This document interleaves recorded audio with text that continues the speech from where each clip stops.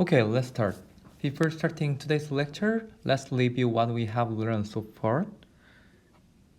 In the last lecture, we have learned what is a linear equation and what is a linear system and what kinds of solution, what possibility of solution can be formulated in the linear system, and what was the consistency and what is the inconsistent system, something like this, and what is the equivalent system. And we also learned the matrix, right? So the size of a matrix can be represented by the m rows and n columns. So the columns means looks like this, and we also learned the tensor representation. And what we have done is to solve the linear system in a systemical way. First of all, we have learned the way to solve the linear system using the equations, something like this. So it was really complicating, but using the matrix form, we have learned we can solve this linear system more efficient way. So this is solving the linear system, something like this. The goal of the linear system solving was to make this matrix as a triangular form like this, right? So this is the triangular form of the original augmented matrix. So from the triangular matrix, we derive the like this matrix, and then we solve this original system and get a solution like this. And this solution will be solution is represented in the three-dimensional space like this. And instead of using the equation form, we want to derive the method using the matrix formulation. So we have introduced the elementary law operation. There was three kinds of elementary law operation. First one is the replacement. Second one is the interchange. Third one is scaling, right? So using those law operation, we can reduce the original augmented matrix into the more efficient form of a matrix that is easier to solve, right? So what was the low equivalent? Low equivalent means if there is a sequence of elementary low operation between the augmented matrix of the two linear system, two matrices are called the low equivalent, right?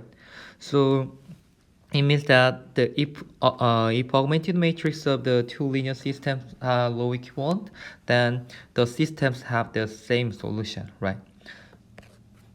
So why is that important? Because to solve the linear system represented in matrix form, we just use the sequence of the elementary law operation, and then reduce the previous augmented matrix into the more efficient form. But these two augmented matrix are low equivalent, so it means that the systems have the same solution set. It means that if we find the solution from the reduced form, those solution will be directly solution of the original system, right? So that's why we learned the elementary law operation.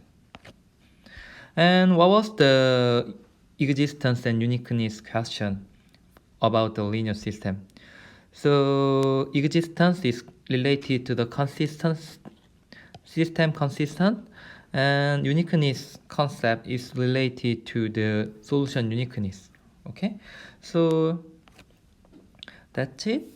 So yeah, we also learned how to use the elementary law operation to solve the linear system like this. Yeah, like this. So from the last equation, we can determine that this linear system is consistent or inconsistent. Okay, so like this. Okay, that is what we have learned the last lecture. Okay, so yeah, this is the today's lecture. So in this lecture, we will refine the method of the previous lectures to solve the linear system into the low reduction algorithm, or also called the Gaussian elimination, which enables us to analyze any systems of linear equation. Actually, we already learned about this in the last lecture, but what I want to do is refine the method in a systemic way. So after this lecture, we can get the systemic way to solve any kind of linear system. Okay. So first of all, we are going to talk about the Ashland form. So this is a way of the setting up the matrix so that you can solve the linear system very nicely and you can do it algorithmically. Okay. So first of all, we have to know the terminology of leading entry. Okay. So, okay, what is the leading entry? Before that, we also have to know the non-zero rows or non-zero column. So non-zero rows or non-zero columns in a matrix means that just row or column that contain at least one non-zero entry.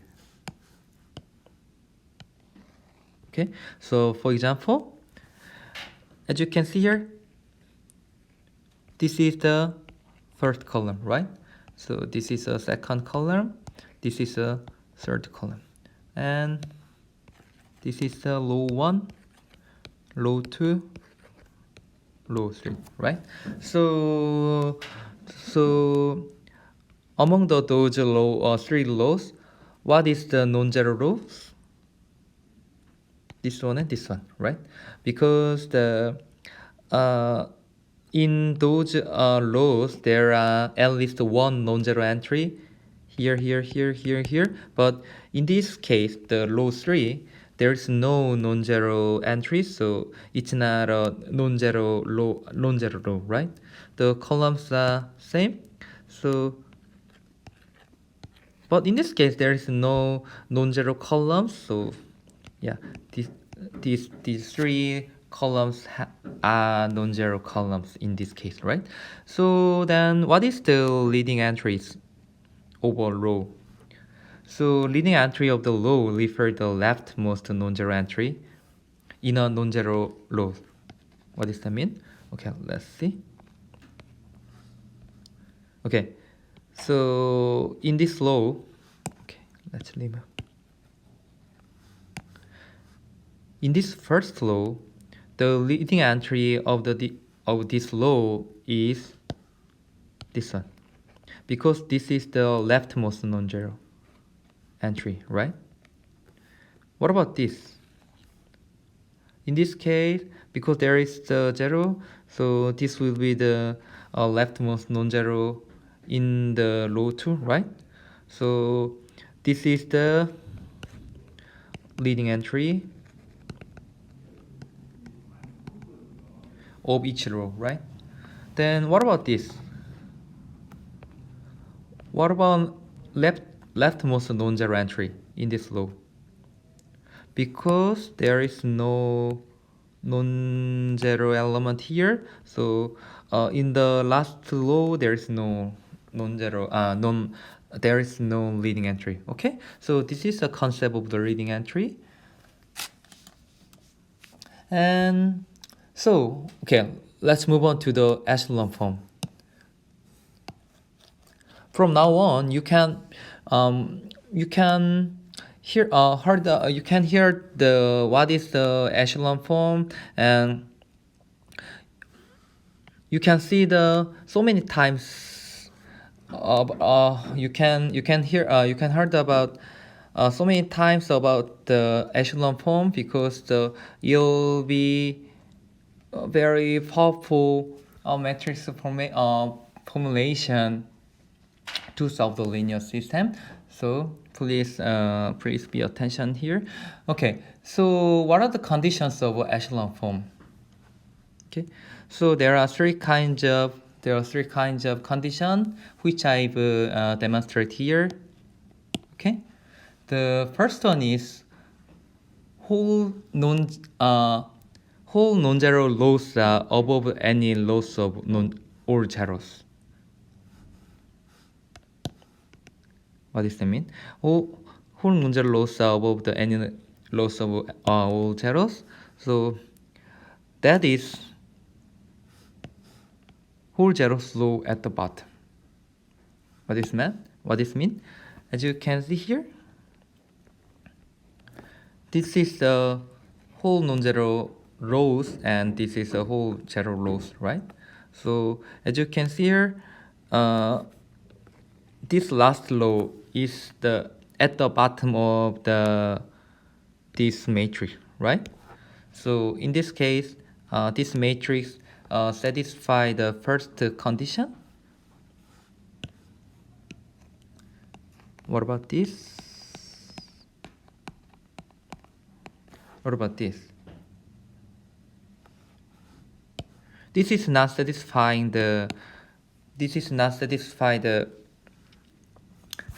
first condition because this non-zero entry is at the top of this matrix, right? So in this case, you have to interchange this row and this row to make the whole zero rows at the bottom. So in this case, we should change the row 1 and row 3 like this. Okay? So this is the first condition. The second condition means each leading entry of the row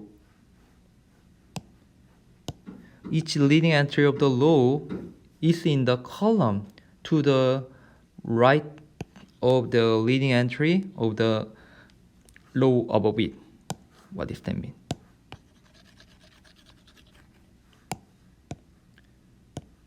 So as you can see here, this is the leading entry and this is a leading entry, right?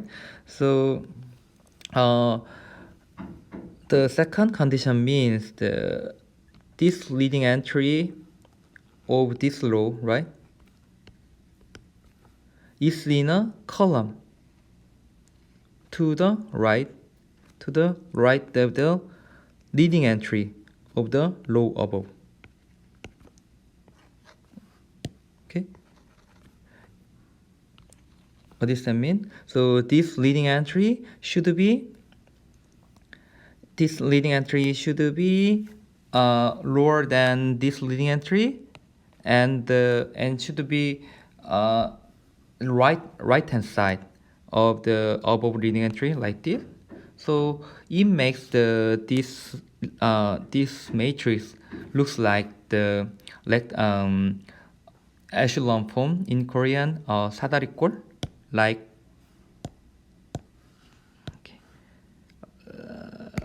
like this, right?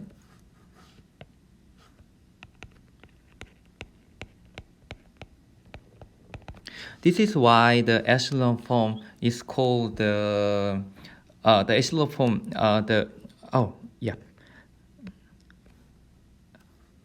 By the way, the echelon form means in Korean 사다리꼴, so it is the echelon form. Okay, so that's why this matrix form is called the echelon form. Okay, the last condition of the echelon form is the whole entries in the column below all leading entries zeros. What does that mean? So as you can see here, it was the leading entry of this matrix, right? So in this case, whole entries in a column below the leading entry, like here, should be 0. Okay? So this is the three kinds of condition for the echelon form. So as you can see here, this is a general formulation of the echelon form. In this case, these XU values, as you can see here, these X just mean they can be the any numbers that are not zeros, or they could be zeros, okay? But in the leading entry here, the leading entries have any non-zero values. So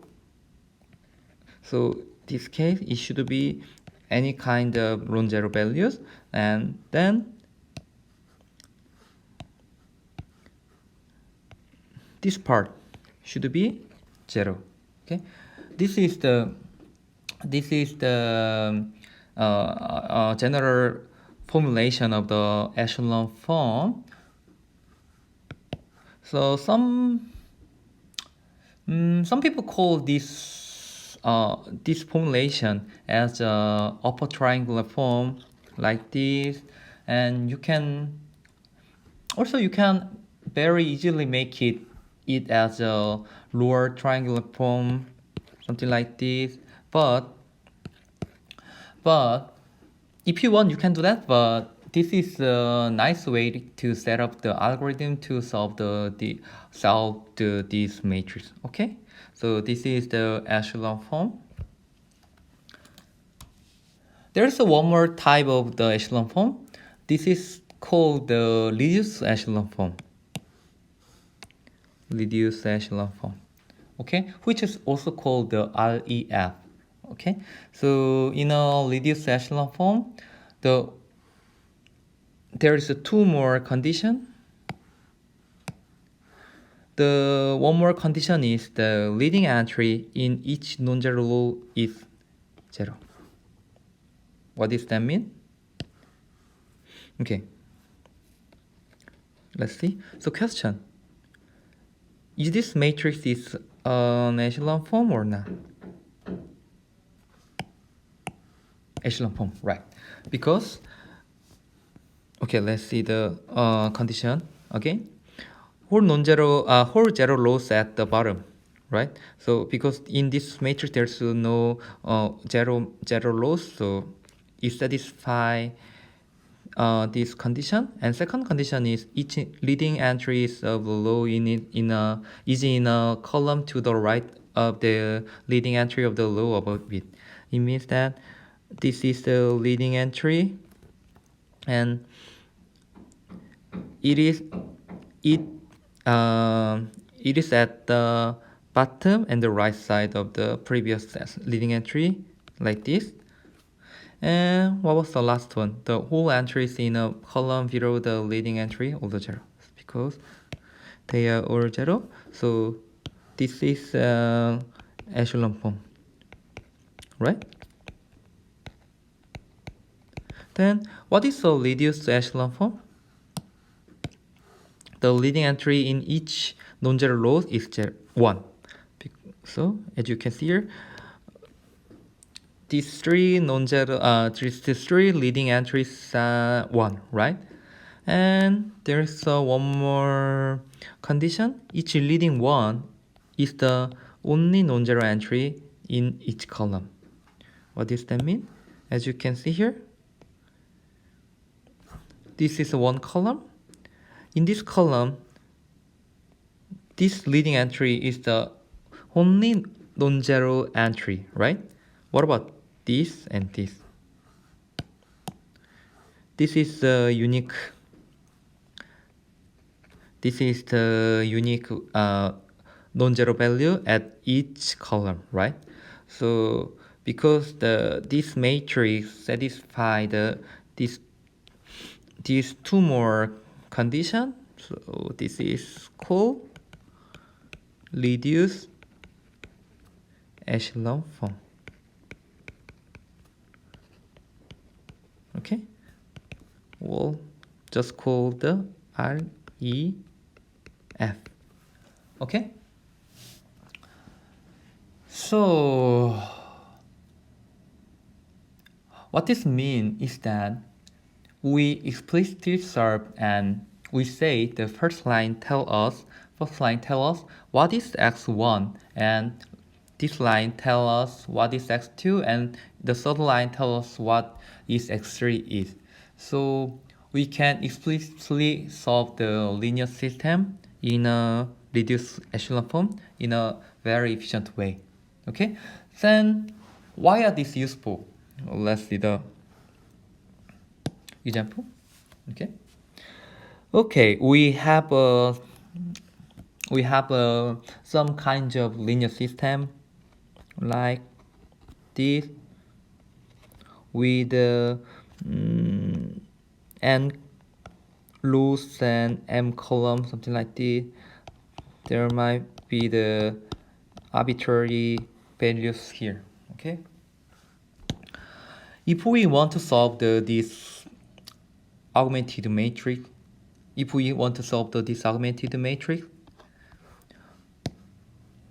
do you want to do first? We want to make this matrix as a echelon form first, like something like this. Okay.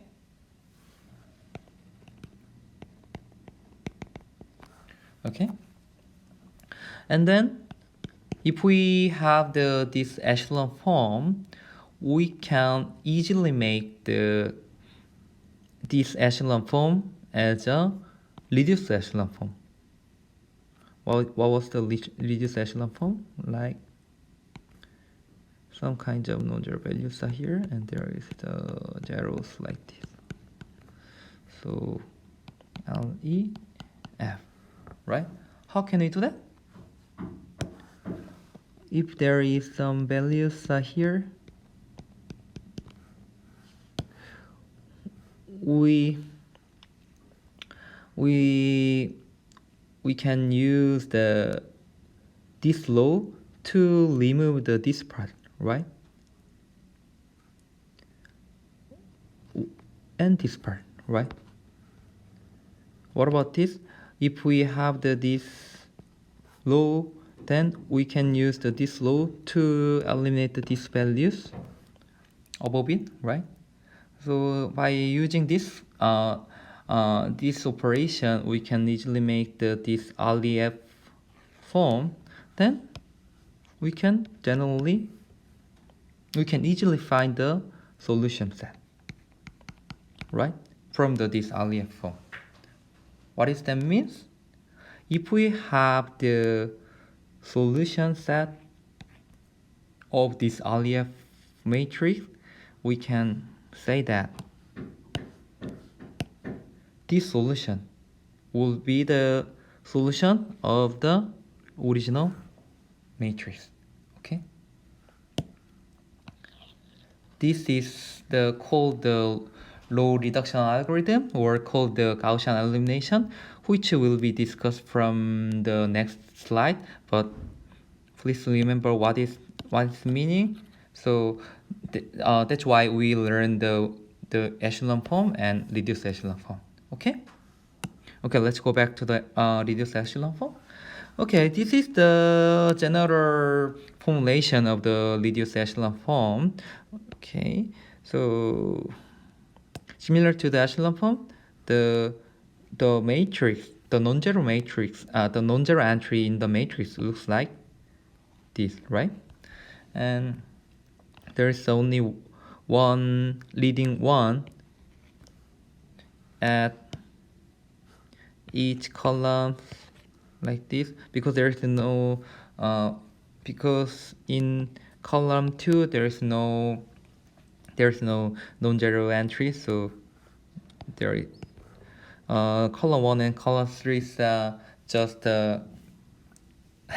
have the leading entry, and there is the right hand side, and these x values can be non-zero or zero values. Okay, so this is the general form of the REF. Okay, so the echelon matrix will echelon matrix or reduced echelon matrix is one that is in echelon form or reduced echelon form. Okay? So any non-zero matrix may be the low reduced. What was the low reduction? Low reduced? What was that? Transformed by elementary low entries. Right? Do you remember? Right? What was the elementary low eliminant? What was that? There was three kinds of the low. We have studied the three kinds of elementary low element, right? What was that? What was that?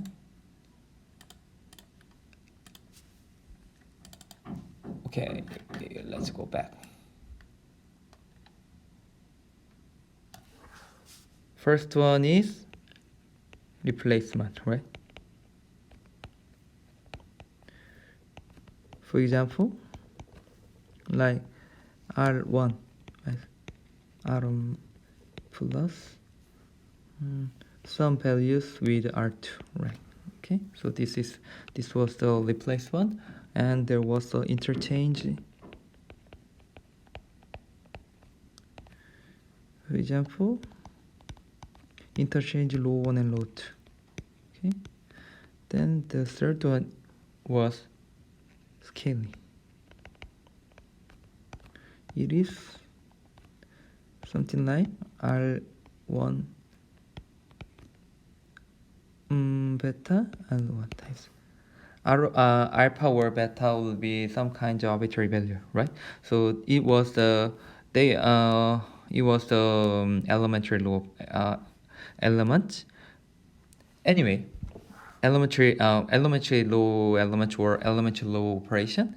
Anyway, so any non-zero matrix may be low reduced into the more than one matrix in a echelon form. What does that mean? So if we have any non-zero matrix, we can reduce this non-zero matrix as several kinds of echelon form. Okay, but the reduced echelon form obtained from the matrix is uniqueness. Is unique. What does that mean? Let's say we have a non-zero matrix A. Let's say A. This is the original matrix. If you remember this, we can make this matrix in a echelon form and finally make this as a reduced echelon form, right? To solve this linear system. But when we convert the original matrix into the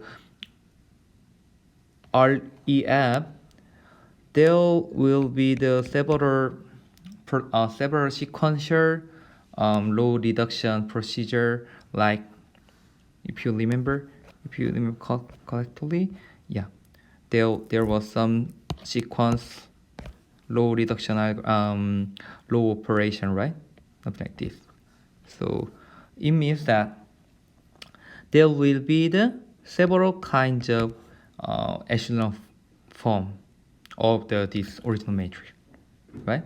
But when we derive the RDF form from the echelon form, it should be unique. Okay, so because if there is several kinds of REF, they have the different solution, then it means that this original matrix have the different solution, but it is not make sense, right? So in this case, when solving this system, the reduced echelon form of this matrix should be unique. Okay, so this is the property of the EF and REF. Okay, so related to this, there is the one theorem. It is really important theorem. Okay, this theorem is that uniqueness of the reduced echelon form. Okay, what does that mean? So each matrix is row equivalent to one and only one reduced echelon form. Okay, what does that mean? Each matrix is row equivalent to the only one reduced echelon form. Actually, to prove this theorem, we need some additional concept which does not introduced yet. But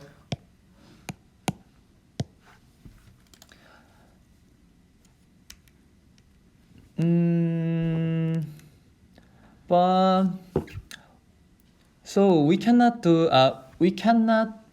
do full proof of this theorem, but here is an intuition. Okay, let's say we have a bunch of number here, and we can reduce this to the echelon form, right? Like this.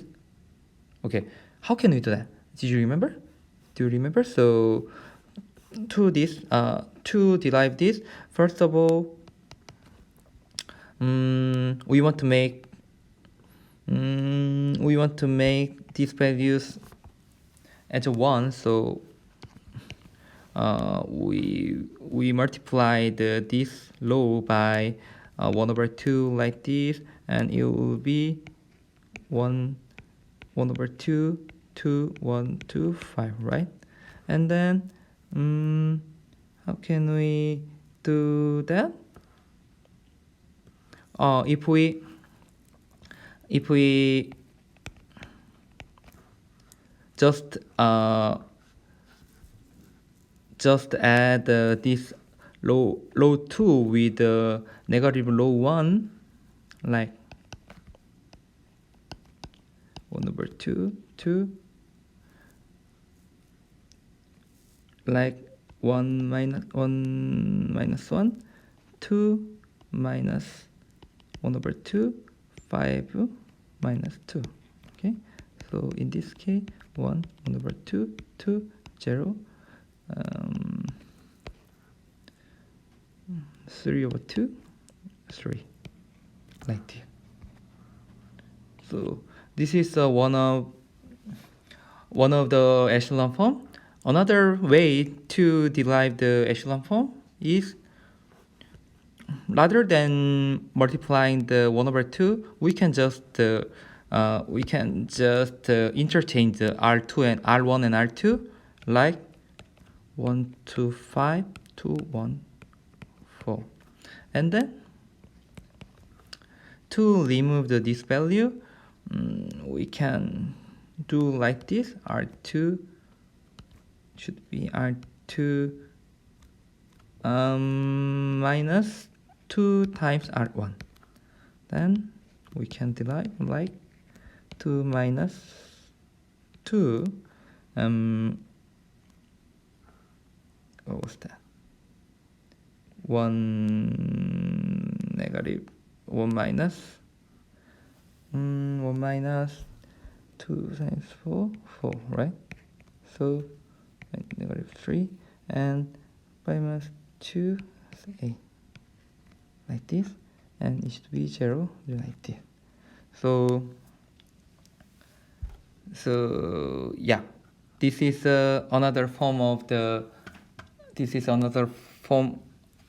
echelon form here.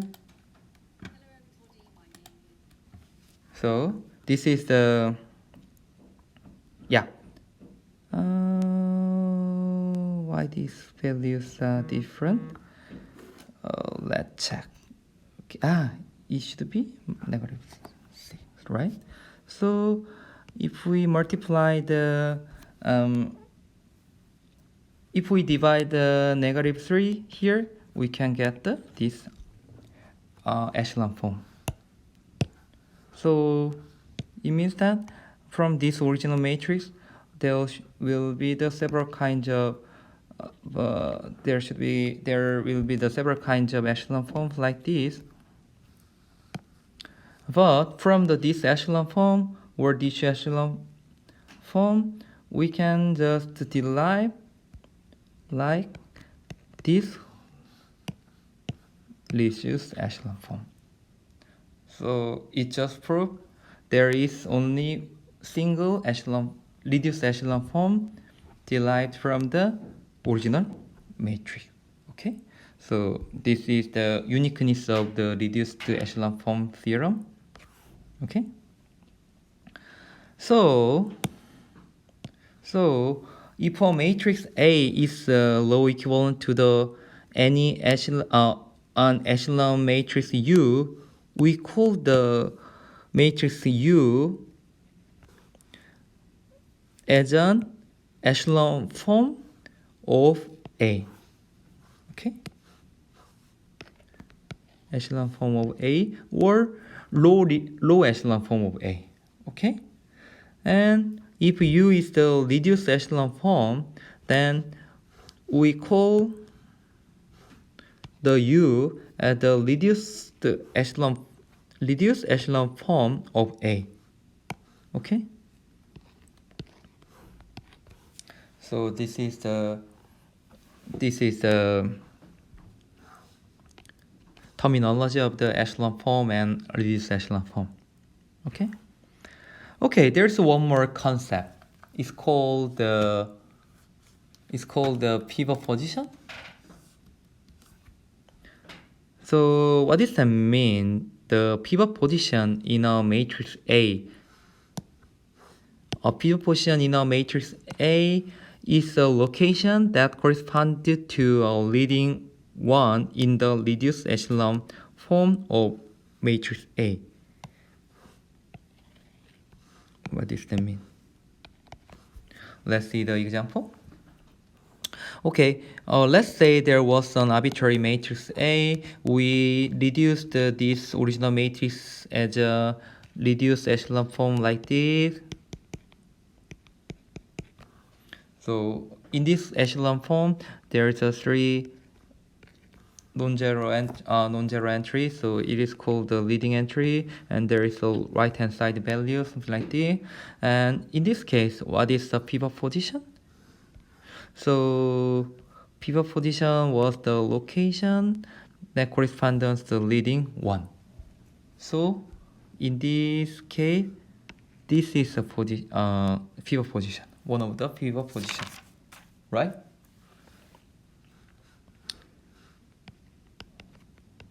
Pivot position. Then there was one more one, there's one more one, right? So in this case, these 3 locations is pivot position. Okay.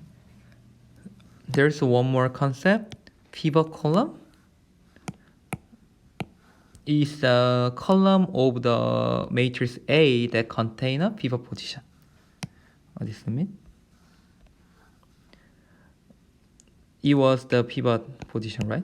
So this is the column 1, column 2, column 3, right? So this column 1 contain a pivot position, right? So it means that this column is pivot column.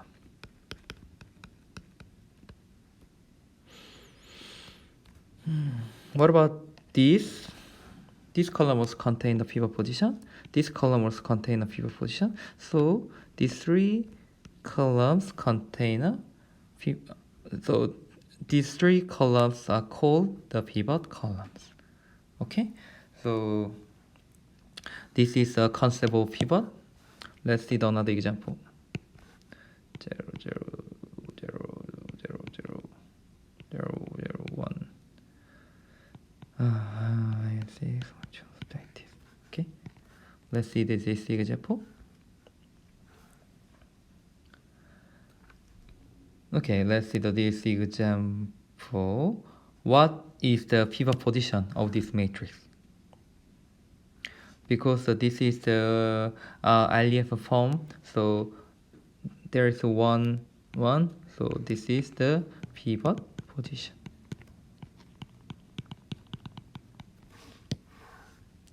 Then what is the pivot columns? There is 4 columns, right? But these 2 columns only contain the pivot position, so these 2 columns is called pivot columns. Okay, this is the concept of the pivot position. Okay, so let's see the example. So this problem say that row reduce the matrix A below to echelon form and then locate the pivot columns of A. Okay. So first of all, how can a row reduce the matrix A? How can you do that? We already have a very powerful operation called elementary operation, right? So by using this elementary law operation, we can derive the echelon form of this matrix A, and then if we have the echelon form, we can locate the pivot position of the original matrix A. Okay, so first of all, there is the matrix A. There is the 4 rows with the 5 columns. Okay, so question, how many equations are here? 4, right? Because we have the 4 row. Then how many variables we have? How many variables? 4, right? Why? Even though there is 5 columns, because these values represent the right hand side value, so there is just 4 variables in this system. Okay, so let's row reduce this original matrix A. First of all, what we want to do is the top of the leftmost non-zero column. The top of leftmost non-zero column is the first pivot position. Okay, we want to make the top of leftmost non-zero column is going to be the first pivot position. So non-zero entry or pivot must be placed in that position. Okay, so how can you do that?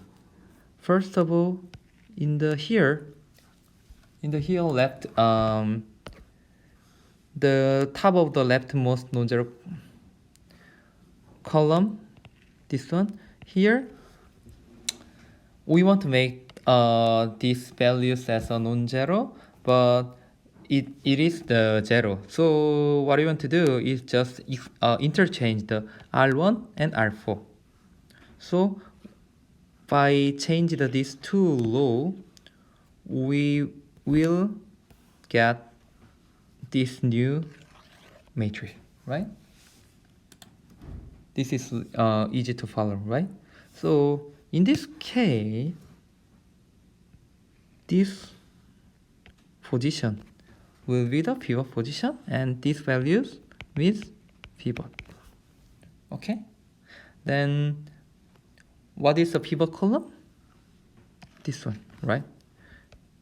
Because this column contains the pivot position, so this column is pivot column. Okay, so how can we do that? How can we know that? How can we know that? Because let's go back to the pivot position definition. We just thinking on the reduced echelon form, right? Like this. But in this case, it's not a reduced echelon form, right?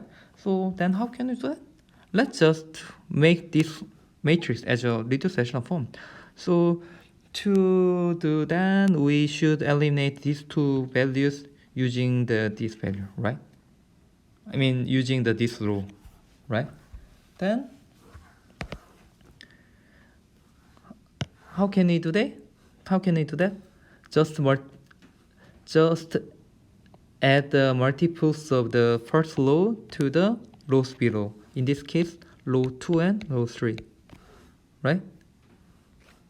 So let's see the example. R1, R2, R3, R4.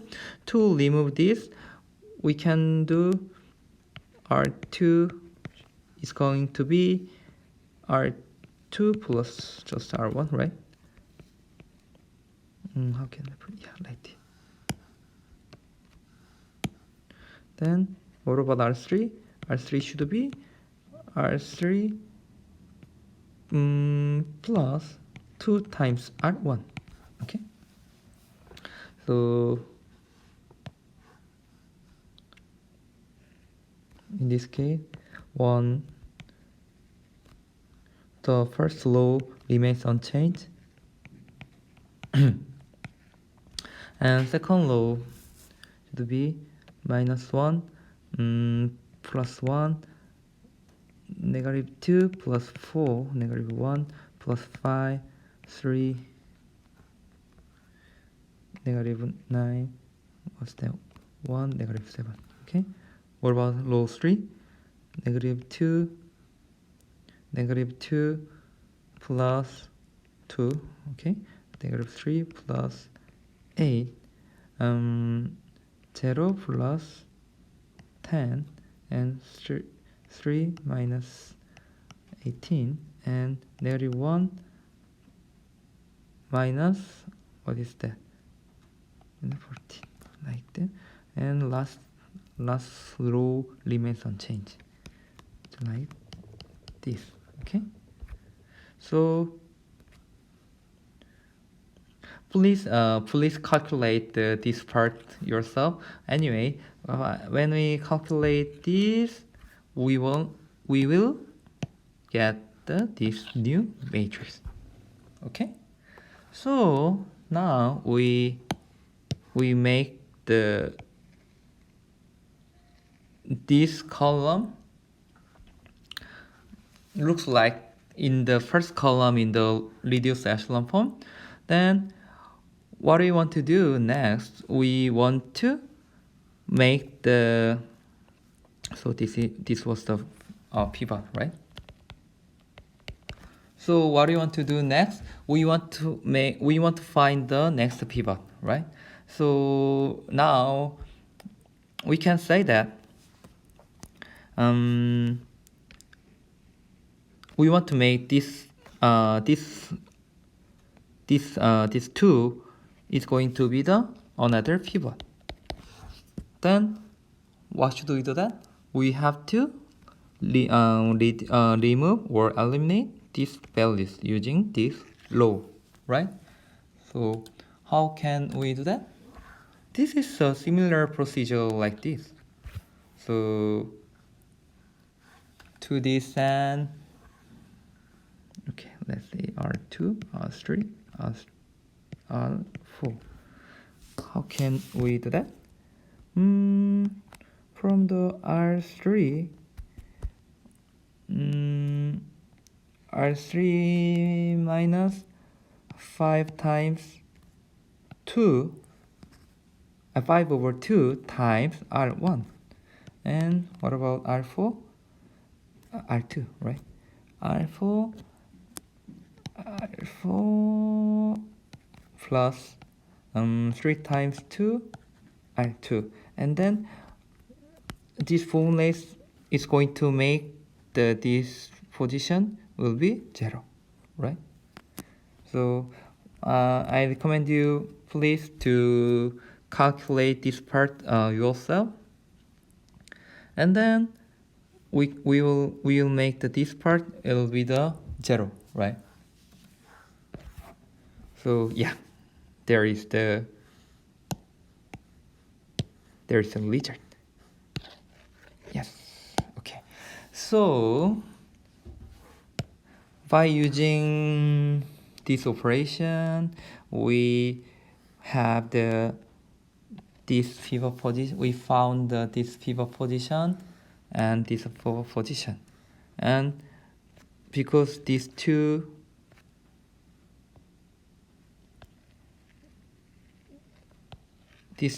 columns contain the pivot position, these two columns will be called the pivot column. You might have some question because when we define the pivot position, we just say like this form, right? Because we define the pivot position in the reduced echelon form, right? But in this case, it's not a reduced echelon form, right? Then, if not, we can make it. We can make this matrix as a reduced echelon form. How? By using this value, we can remove this value, right? Using this row, right? And then we can make the form like this, right? But in this case, we don't have to do that. We just know this value. This is the pivot column because in this example, we just want to know where is the pivot position and where is the pivot column, right? So this is the pivot column. Then what do we want to do next? We want to find another pivot position. But as you can see here, there's no non-zero values anymore in the row 3. So there's no way a leading entry can be created in the column 3, right? Because there's no non-zero values. So, but fortunately, if there's one more row here, right? So if we interchange these two rows, we can get the new matrix like this. So in this case, we can say there is one more leading entry here, right? So we can say that this is the one more pivot position, right? So like this. What about pivot columns? We already know that there is two pivot column, and finally there's one more pivot column. So yeah, let's use the blue colors. So this will be the pivot columns. Okay, pivot column. So the matrix is in a echelon form now. So yeah, this matrix now in a what? Echelon form, or just call the EF form, EF, and it reveals that the column 1, 2, 4 of this matrix are pivot column. Okay, so yeah, here is the summary. So yeah, let's use another color. So this is the pivot position, right? And this is the pivot column. So when we go back to the original matrix A, we found, yes, C1, C2, C4 of matrix are pivot column, and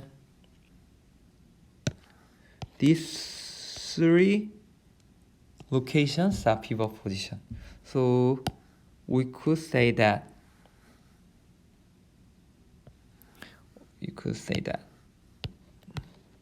this is pivot position of original matrix A, and this is pivot column